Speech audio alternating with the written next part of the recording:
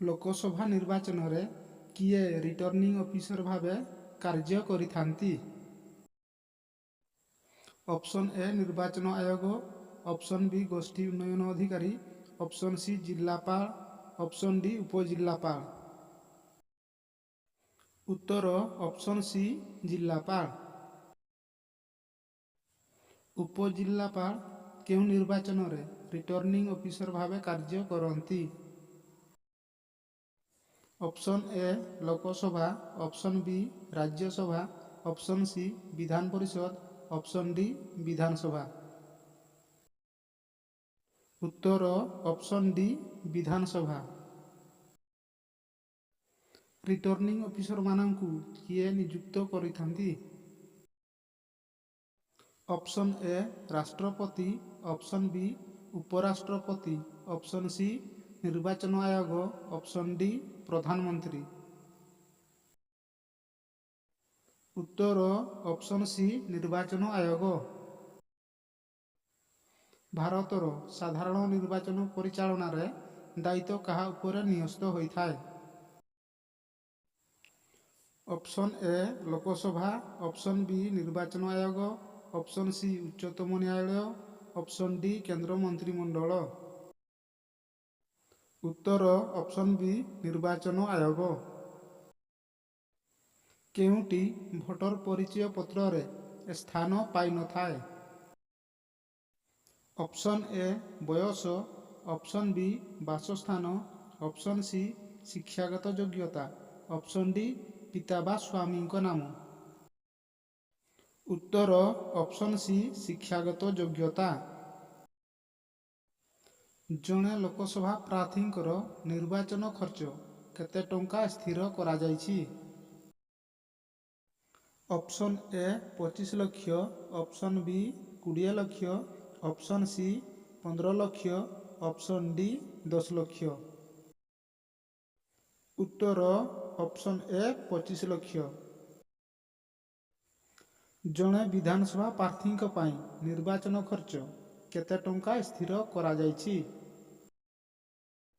Option A 20 lakh, option B 18 lakh, option C 15 lakh, option D 10 ଲକ୍ଷ। ଉତ୍ତର option D 10 ଲକ୍ଷ। ଆମ ରାଜ୍ୟରେ କେତୋଟି ବିଧାନସଭା ନିର୍ବାଚନ ମଣ୍ଡଳୀ ଅଛି? Option A 543, option B 147, option C 250, option D 238। ଉତ୍ତର ଅପସନ୍ ବି 147। କେଉଁଟି ଏକ ସଂରକ୍ଷିତ ଲୋକସଭା ନିର୍ବାଚନ ମଣ୍ଡଳୀ ଅଟେ? Option A Baleswar, option B Bargarh, option C Brahmapur, option D Bhadrak. ଉତ୍ତର ଅପସନ୍ ଡି ଭଦ୍ରକ। ଓଡ଼ିଶାର ଲୋକସଭା ନିର୍ବାଚନ ମଣ୍ଡଳୀ ସଂଖ୍ୟା କେତେ? Option A 10, option B 147, option C 21, option D 43। ଉତ୍ତର ଅପସନ୍ ସି 21। କେଉଁଟି ସଂରକ୍ଷିତ ବିଧାନସଭା ନିର୍ବାଚନ ମଣ୍ଡଳୀ ନୁହେଁ? Option A Champua, option B Patna, option C Anandapur, option D Telkoi. ଉତ୍ତର ଅପସନ୍ ଏ ଚମ୍ପୁଆ। କେଉଁ ଜିଲ୍ଲାଟିରେ ସର୍ବାଧିକ ବିଧାନସଭା ନିର୍ବାଚନ ମଣ୍ଡଳୀ ରହିଛି? Option A Cuttack, option B Koraput, option C Ganjam, option D Khordha. ଉତ୍ତର ଅପସନ୍ ସି ଗଞ୍ଜାମ। କାହାର ନିର୍ଦ୍ଦେଶ ଅନୁସାରେ ସାଧାରଣ ନିର୍ବାଚନ ପାଇଁ ଦିନ ଓ ତାରିଖ ଧାର୍ଯ୍ୟ କରାଯାଏ?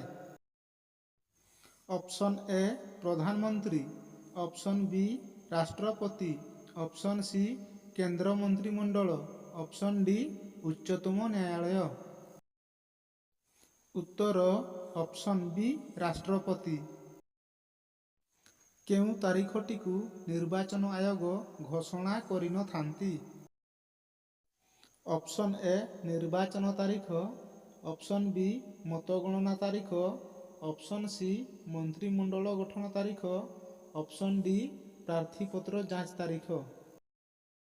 ଉତ୍ତର ଅପସନ୍ ସି ମନ୍ତ୍ରିମଣ୍ଡଳ ଗଠନ ତାରିଖ। ନିର୍ବାଚନରେ ପ୍ରାର୍ଥୀ ହେବା ପାଇଁ ଜଣେ ବ୍ୟକ୍ତିଙ୍କର କେତେ ବର୍ଷ ହୋଇଥିବା ଆବଶ୍ୟକ?